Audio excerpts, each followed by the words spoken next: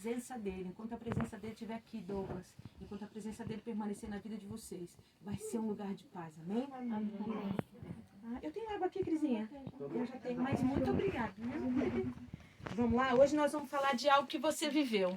Eu estava na minha casa estudando um pouco a palavra e a palavra que vai ser ministrada, as palavras, e não deixava de vir à minha mente o que aconteceu com a sua vida. Essa noite nós vamos falar de livramento. Nós vamos contar uma passagem na Bíblia de uma mulher, né, que teve um grande livramento. Mas você, essa casa sendo uma casa de paz, já conta muito a sua história. Que a gente pode falar, mas Jaque, ele está todo arrebentado, ele se arrebentou, ele machucou o joelho, machucou o braço, machucou o peito, mas ele está vivo. Amém. O espírito da morte não o tocou, tentou de alguma forma, mas não tocou. Então você, de uma certa forma, de uma forma extraordinária, da parte de Deus, que já estava ali trazendo você para perto, você está vivendo essa palavra, amém? Que seja derramado sobre a vida de todo mundo, sobre esse lugar, sobre a sua casa, sobre a sua família. Amém. Vamos lá para a palavra? A gente vai falar, essa ministração chama livramento. E o texto-chave dessa palavra está lá em Josué 2:1. E eu queria começar lendo essa parte. Eu vou ler uma parte pequena, vou explicar ela. E depois a gente vai entrando nessa parte, para todo mundo entrar nesse lugar, para a gente poder colocar isso na nossa vida. A gente colocar no nosso dia a dia, amém? E a palavra diz assim: E Josué, filho de Nun, enviou secretamente de Sitim 2 homens a espiar, dizendo: Ide reconhecer a terra e a Jericó. Foram, pois, e entraram na casa de uma mulher prostituta, cujo nome era Raabe, e dormiram ali. Eu queria que a gente parasse um minutinho para a gente entender essa história. Josué mandou 2 homens espiar uma terra. Essa terra era uma terra chamada Jericó. E Jericó era uma terra de montanhas, e na verdade Jericó era uma muralha.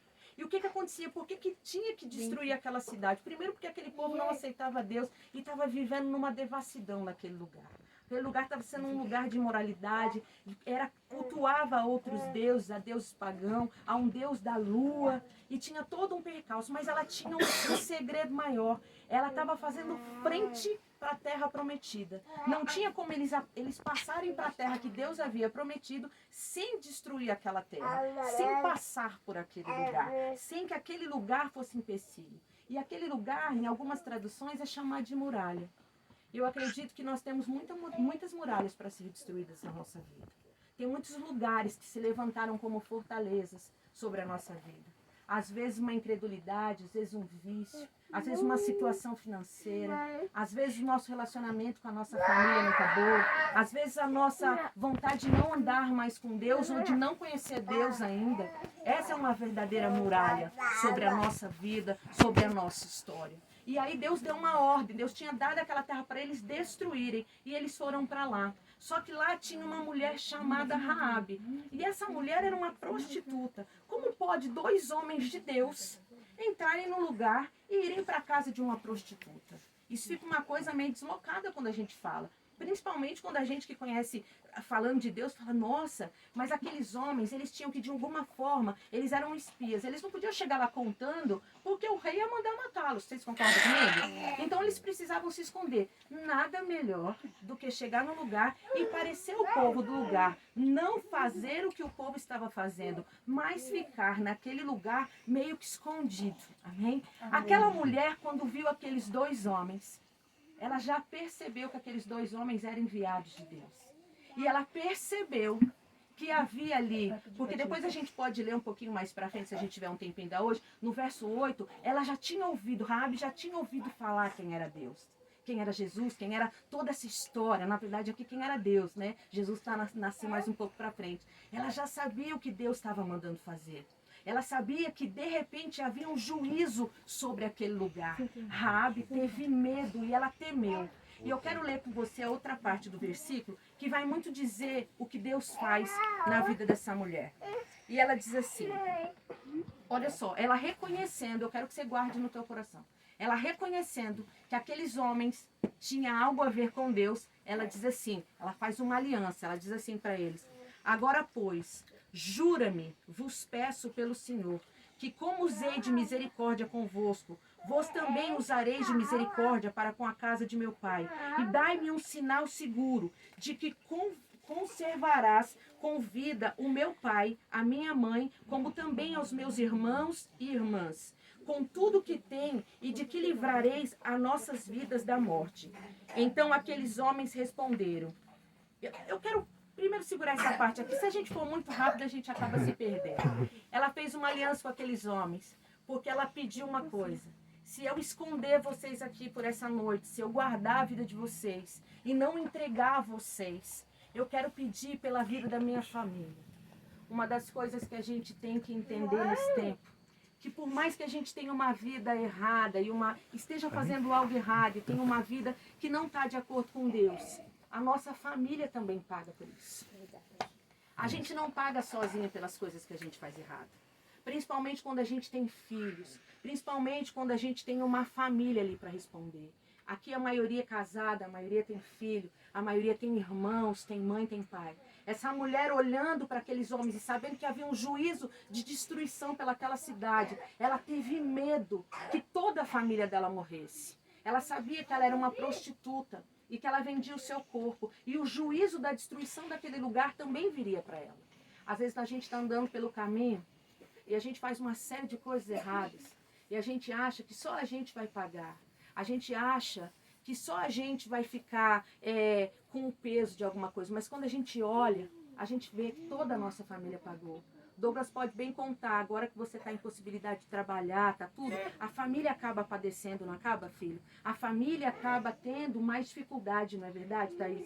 Acaba acontecendo coisa. E com essa mulher não era diferente.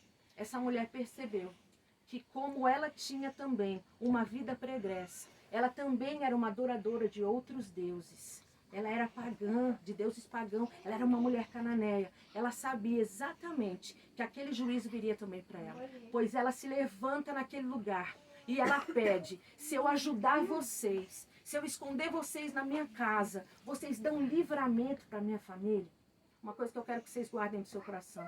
Quando a gente faz uma aliança com Deus, e ela fez uma aliança com esses homens, a gente automaticamente está falando, Senhor, quando eu estou aliançado com o Senhor pode livrar toda a minha casa do mal, toda a minha casa de qualquer maldição que vier. Quando nós temos uma aliança, quando nós temos um compromisso com Deus, o Senhor nos livra.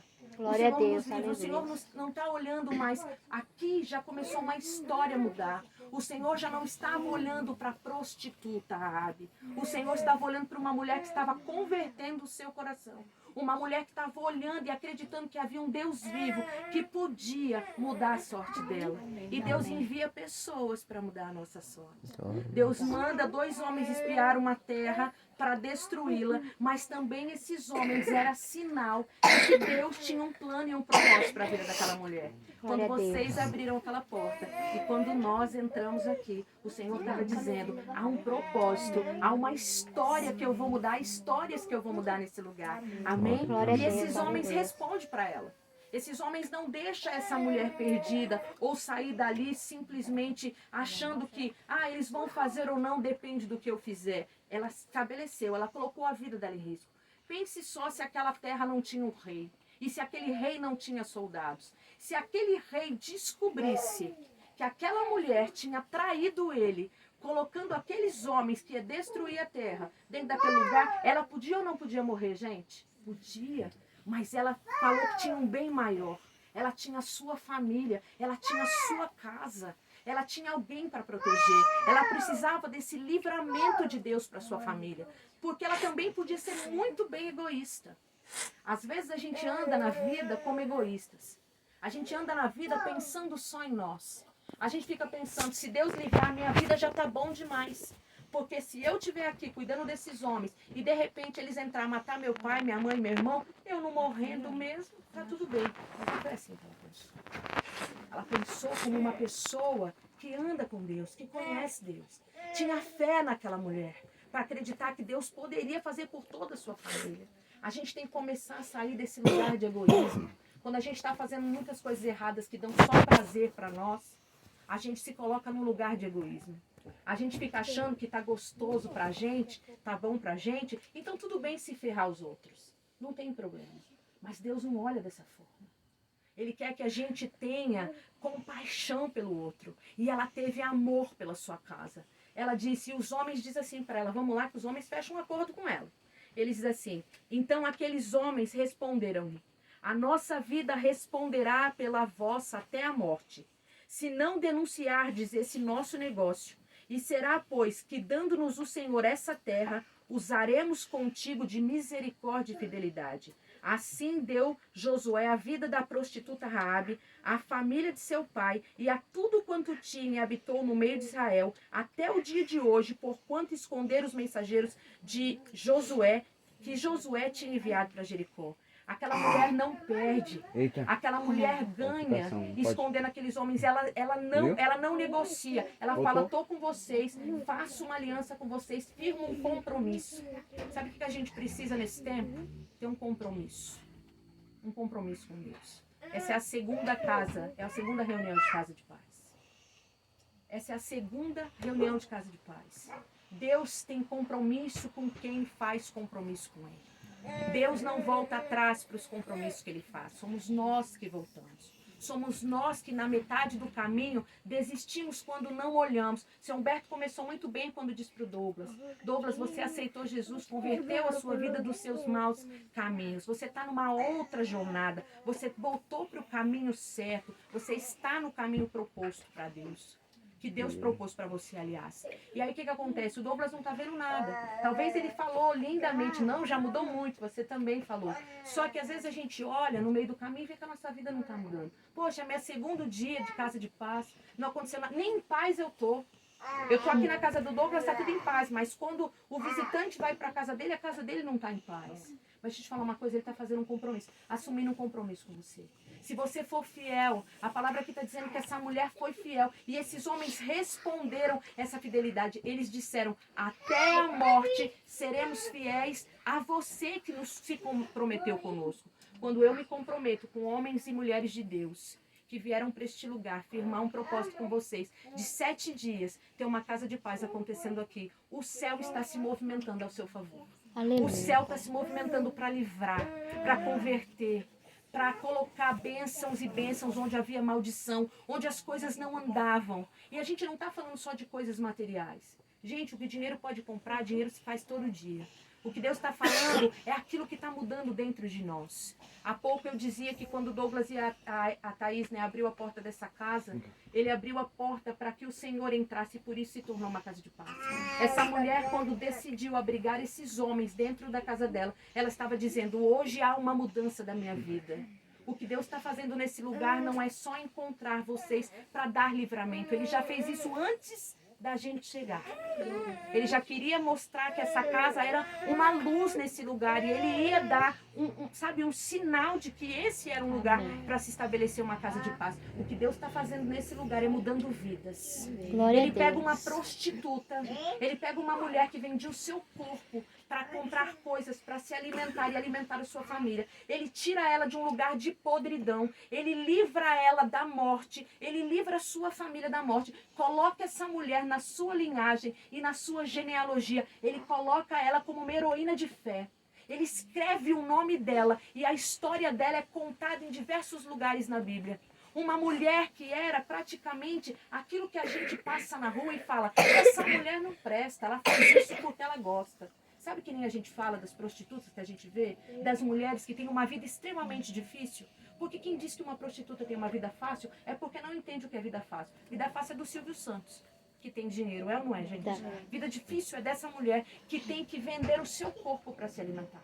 Mas Deus estava enviando 2 pessoas que mudariam a sua história. Essa história começa com uma destruição de uma cidade. E de fato ela precisava ser destruída. Mas o que eu e você temos que entender nessa noite é que Deus estava destruindo uma maneira de viver. A história conta de um lugar para ser destruído, uma terra que foi destruída mesmo, porque precisava ter um acesso à terra prometida, aquilo que Deus tinha de verdade. O que Deus está quebrando nesse lugar, o que Deus está livrando a gente é dessa vida medíocre que a gente está vivendo, essa vida de pecado. O que Deus está livrando a gente não é do acidente da moto, Douglas está vivo. O que Deus está livrando a gente nessa noite é dessa vida sem Deus, é dessa vida que não tem rumo, é dessa vida que a nossa história não pode ser cuidada.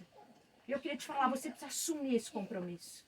Durante 7 dias vão se levantar muralhas intransponíveis, naturalmente falando.